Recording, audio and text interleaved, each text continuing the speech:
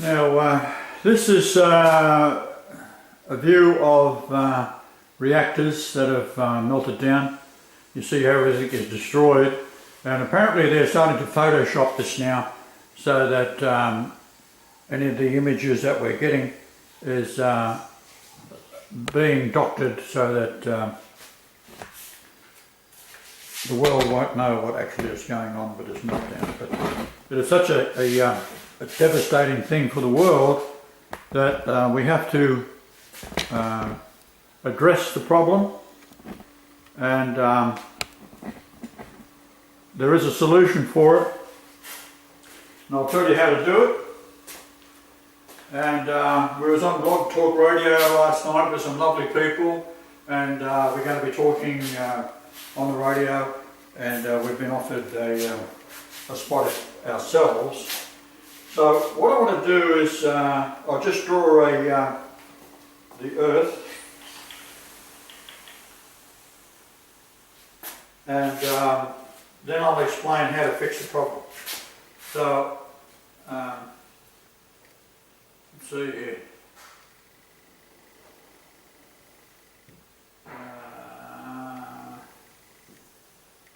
Something, yeah, that's not a bad one.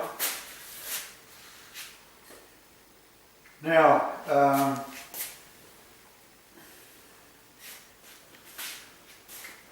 what I'll do is show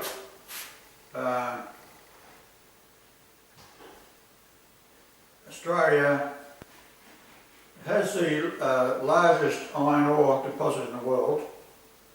I was over there many years ago as a youngster, and the place is called, it's about there, it's 4,916 miles from Fukushima. And Japan is almost directly above Australia, something like this. There's other islands down here and so forth. So the idea is to get iron ore and ship it up, and you've got to get through the islands in New Guinea, and maybe it's going to be slightly longer, but it doesn't really matter how far it is. It could be 10,000 miles, it doesn't matter. Because if you've got enough ships carrying iron ore up there, and you're loading one every couple of hours, because this is how the huge facilities are in Western Australia. They've been supplying iron ore to Japan for many, many years. And as I say, it's the largest deposit in the world. So what you do is you bring it up to Fukushima, and you've got these oil rigs, rather the oil tankers, that the problem is you can fill it up with iron ore, it's getting out again. And that is a problem. However, you've got all these old tankers that really shouldn't be on the water at all, because they're going to eventually break down, and especially single hull oil tankers, they don't know what to do with them. So you fill them up with iron ore, and then you ship them up to Fukushima,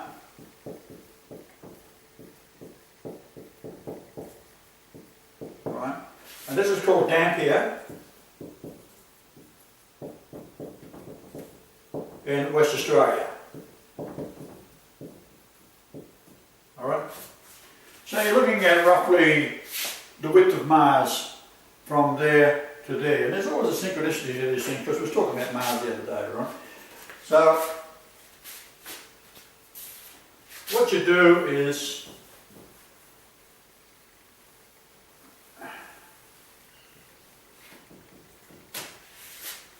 take the coast of Fukushima, something like that, and there's your problem there.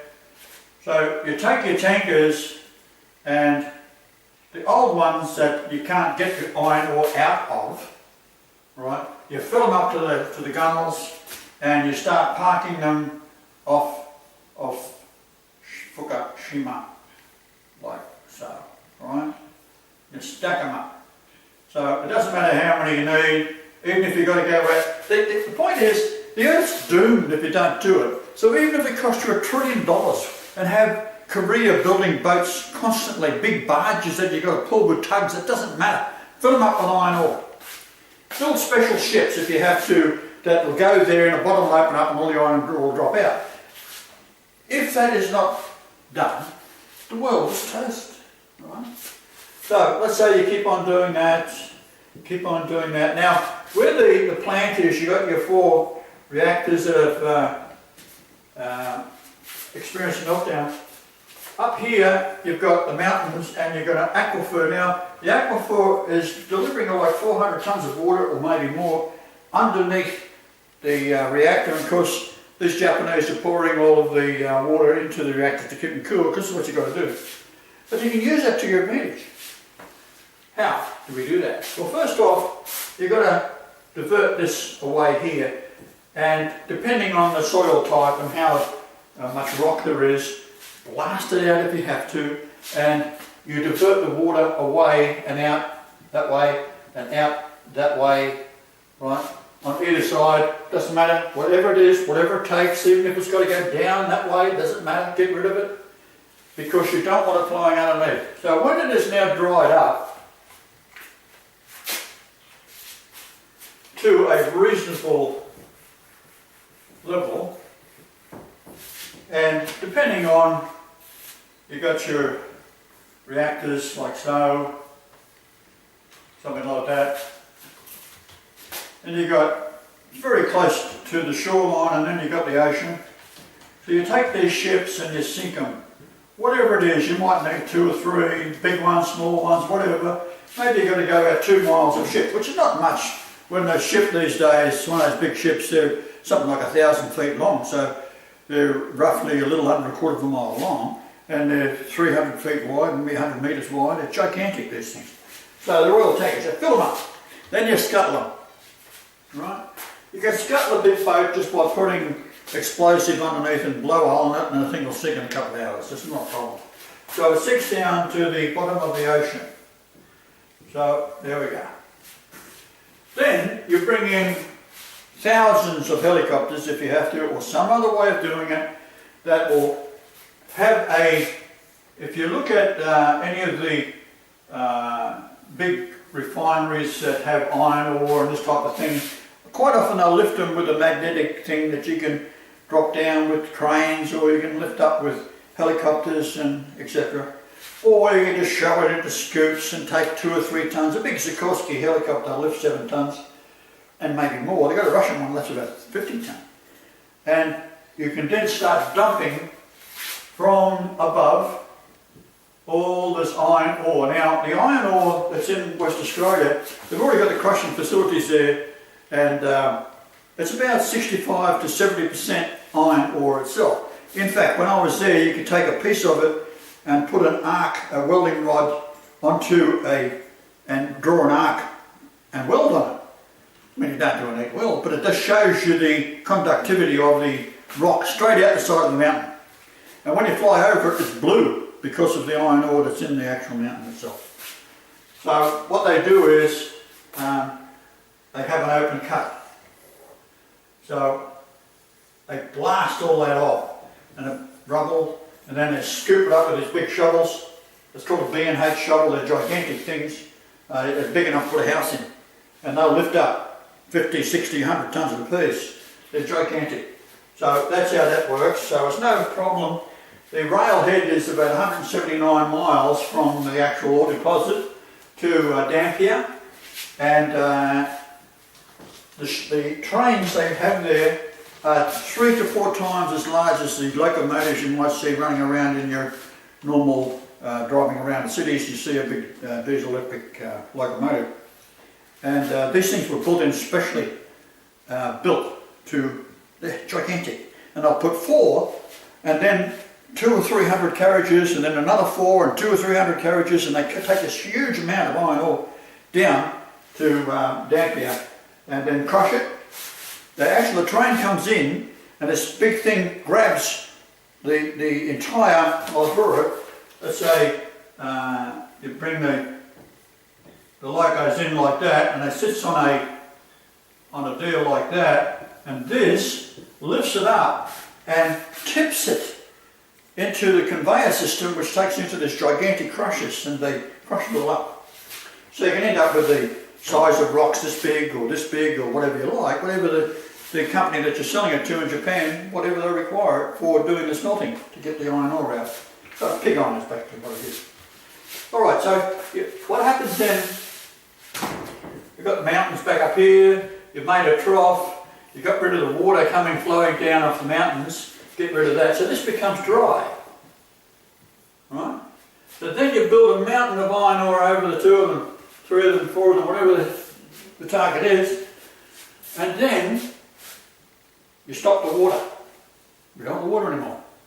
So no longer do you put water. So what will happen is you go into a meltdown, and then you have the China syndrome, and the material will go down into the earth, straight down, and then you'll hit the molten mantle. It'll go down, because that's how much heat is in these nuclear waste, these rods, 10,700 degrees Fahrenheit. So it'll burn right through, and that's why they call it, in the movie years ago, the China syndrome, because they're saying when it get a meltdown, it's so hot it'll burn through to China. Well, that's of course, it's just the idea of saying that it will just keep on burning right through until it hits the molten mantle. When it hits the molten mantle is actually moving, and so the material will come through in a great big blob and be dispersed in the molten mantle, and don't mean a damn thing because the size of the molten mantle is so huge, and you've got to do this to every nuclear facility in the world because these Jews have set it all up. We're talking Talmud Jews, not the average Jew in the street, but go from rabbi up. They all are familiar with the Talmud, and the intent is to prevent and forbid Christ. One. Now, they know I'm here. They've tried to kill me many, many times over. It doesn't work. So they've got a problem. And as Hitler said, and Henry Ford, in 1920, Henry Ford said this, after reading the Protocols of Zion. He said, unless the Jews are stopped, the earth will be left a floating, lifeless orb in the ether of space. And that's, the idea is, if they can't have the earth and we are their serfdom slaves, Christ ain't going to get it. Now they can't kill me, they can kill all you. The idea is I'll be standing on this lifeless orb and everyone will be dead. And all the animals and everything else, part of creation, right? That ain't going to happen. Right? So all we do is wake you people up and tell you to get your little digit out your backside and wake up to the hairy-fairy Jesus coming on the cloud is bullshit. Right? The Bible is bullshit. Right? I'll give you an example of that. You've got the genealogy of Jesus. Oh, this is lovely. Adam goes down, blah, blah, blah, blah, right down to Joseph, through the line of David. Isn't that one of them? And Solomon. You know what that is implying? That Joseph was the father of Jesus. Jesus, my son, Yahweh, the soul of Yahweh, came down into the Virgin, and the Virgin gave birth to the offspring of the Father. Now the Father cannot have a father. That's why Jesus said, if you've seen the Father, you've seen me. If you've seen me, you've seen the Father. If I don't go away, the Father can't send the Comforter. If I don't leave, I cannot send the Comforter. In one breath he's saying he's the Father, and the other breath he's saying he's the Son. There's Jesus. What it is, it's the same soul. So the Trinity comes down piece by piece. The Jesus factor into the Virgin, right, cannot have a father. No, it's got to be the soul of Yahweh in the Virgin baby, and that's why Jesus, the sinless one, could forgive sins. That's what the blasphemy was all about. Because the Torah, I'll just read you something, this is unbelievable.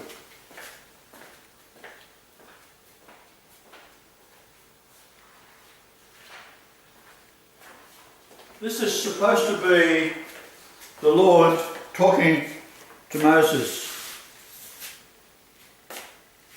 Exodus.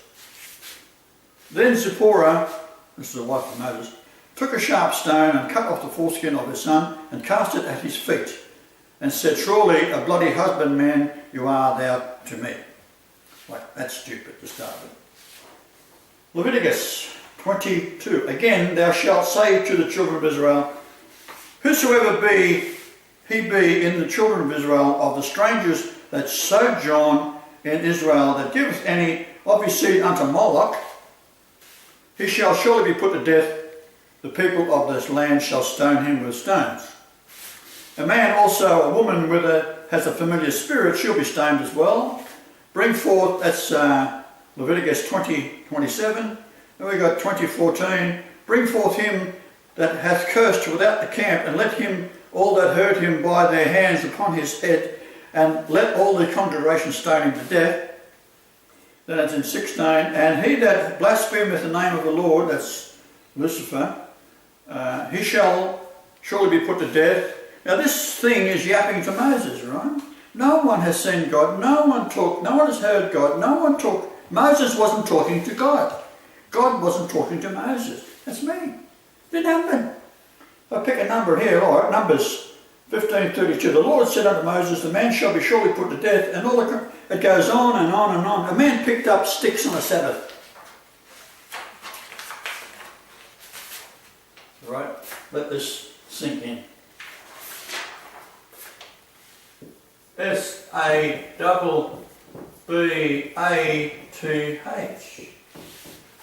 Right, you look in the King James Bible, the original King James, don't even look at the other ones. It's ridiculous.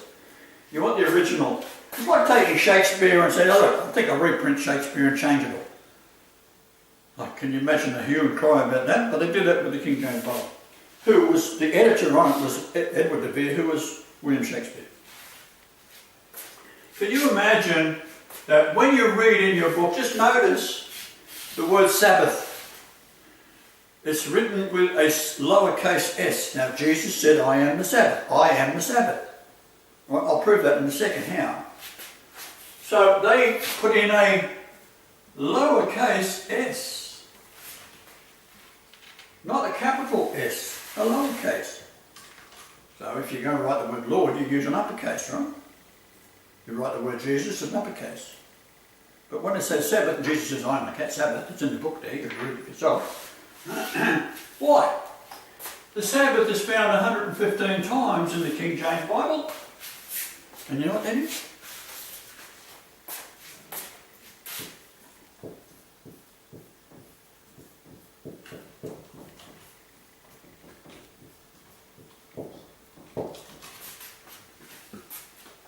Has a value of 115. So, you want to get your act together, stop bullshitting about what the Bible says, because you don't know what you're talking about. It's a code, it's a trap, it's being manipulated and put together by Freemasonry, which their god is Lucifer.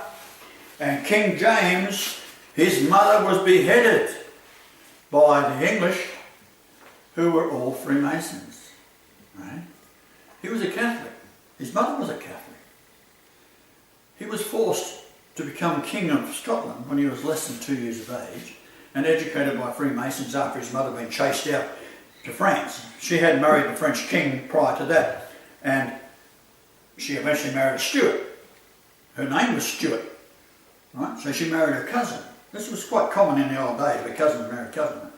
First cousins can marry first cousins, you don't get insanity. First cousins marry second cousins, you get insanity. That's the idea of it. So you keep the royal blood pure. Now, she was accused of trying to kill her husband, and of course that was rubbish. But she was set up and she had to flee. That got rid of her out of Scotland. She advocated in favour of King James and her son, Jacques, his name was. Jacques is French for Jack, or Jack is James, and it's also Jacob in Hebrew. So the union of Jacques is your Union Jack, which is a combination of all the flags of the Empire of France, Ireland, England, Scotland and Wales, all put together. Becomes a Union of Jack. It's a very nice flag, actually. With the red cross, with the white cross on the red background for Jesus, right? So that's where that all comes about. So we have the Golightly is 115, and the Sabbath is 115 verses in the King James Bible. Yeah. Ain't that hard, is it? Alright. So what we do is then we are going to have to cover these things. If we can't get into the, you've got to do it before the Jews detonate another Fukushima, because that's what happened.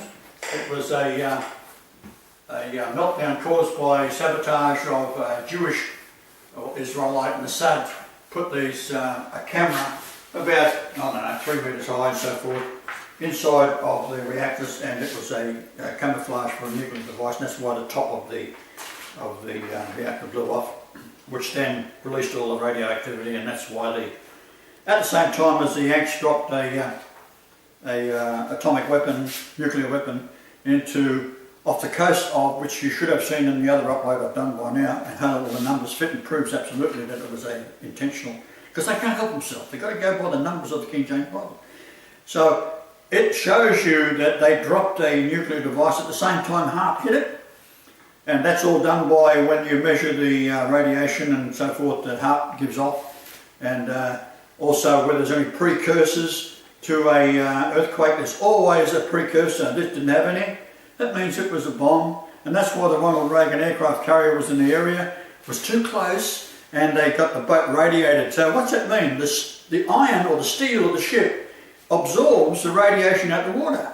So if you absorb the radiation out of the water, and you've got Fukushima on the coast with all these gigantic boats full with iron ore, sunk, and then piled up iron ore over the whole lot, becomes a gigantic shell, cut the water off, you have a meltdown straight into the mantle of the earth. Now, mark my words, if you don't do it, they're going to do another one down the coast of America, west coast. They'll do one in France, they'll do one in England, right? Fukushima is nothing compared to what they can do. Now, people say to me, oh, what about nuclear weapons dropping on... Oh shit, Iran might have a big nuclear weapon in 10 years if you let them. So, let's say Iran's got one, and they're going to destroy Israel, which is what the threat is, what the Israelis are saying. Bullshit. They have enough conventional weapons to take out Jerusalem and the main cities and all their airports within, say, 2 or 3 hours. They press all the buttons, 600 missiles come down and takes out Israel. Small target, easy to do. You can't take out Iran because it's so huge. Right? It's spread out, you can't do it. So, the distraction is, say, well, Iran might get a nuclear weapon. So let's say you get Iran had one, whoa, and they got a 747 and they somehow get it on board. Then we think, let's say it weighs 20 tons. That's nothing compared to Fukushima, where they've got hundreds of tons of nuclear waste, and all of these facilities around the world, there's over 500 of them, there are several in construction as well, so they end up with about 540 or 50, 60, 70, whatever, and keep on building them. But you can never shut them down, right?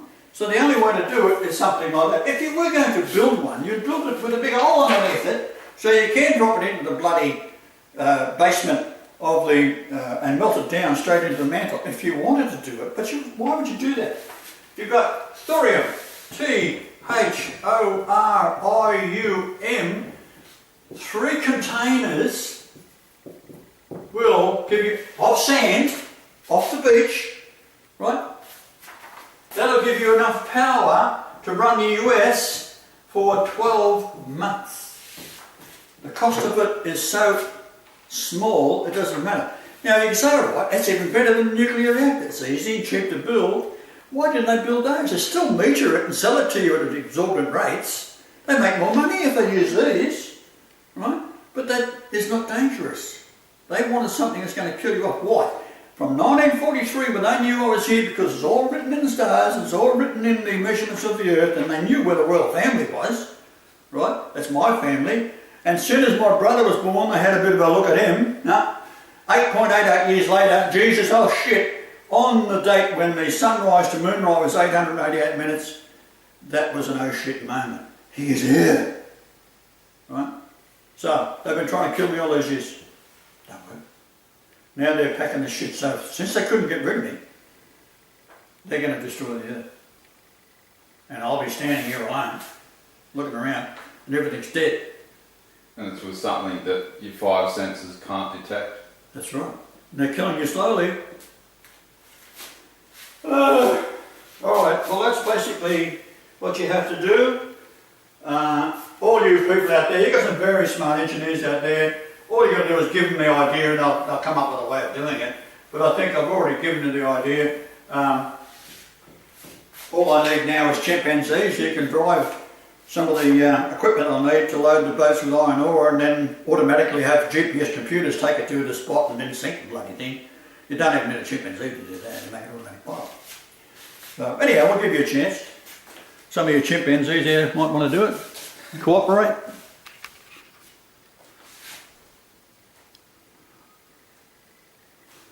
Alright. Did we have this thing switched on?